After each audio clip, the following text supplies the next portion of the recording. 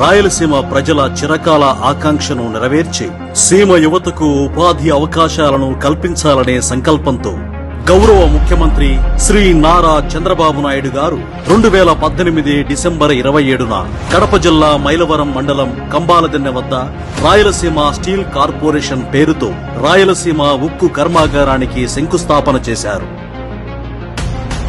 రాష్ట్రంలో కూటమి ప్రభుత్వం బాధ్యతలు చేపట్టిన తర్వాత రాయలసీమ స్టీల్ ప్రాజెక్టు పనులు తిరిగి వేగం పుంజుకున్నాయి. ప్రాజెక్టుకు అవసరమైన 1100 ఎకరాల స్థలాన్ని కేటాయించడంతో పాటు నీటి సరఫరా, రోడ్డు, రైల్వే లైన్ మరియు విద్యుత్ సరఫరా వంటి మౌలిక వస్తువుల కల్పన కోసం శరవేగంగా ఏర్పాట్లు జరుగుతున్నాయి.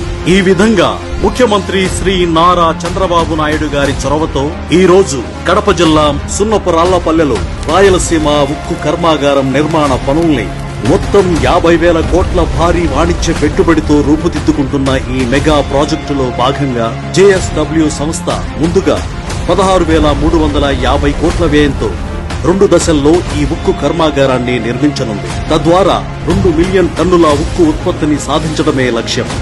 దీనికి తోడుగా కర్మాగారానికి నిరంతరం విద్యుత్ సరఫరా కోసం 2,000 కోట్లతో 400 మెగావాట్ల సోలార్ క్యాప్టివ్ పవర్ ప్రాజెక్టును సైతం ఏర్పాటు చేస్తున్నారు.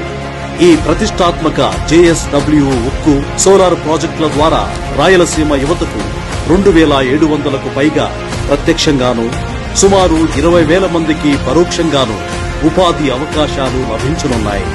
మొత్తంగా ఈ మెగా ప్రాజెక్టు రాయలసీమ రూపురేఖలను మార్చి ఈ ప్రాంత పారిశ్రామిక మరియు ఆర్థిక పురోగతికి సరికొత్త బాటలు వేయనుంది.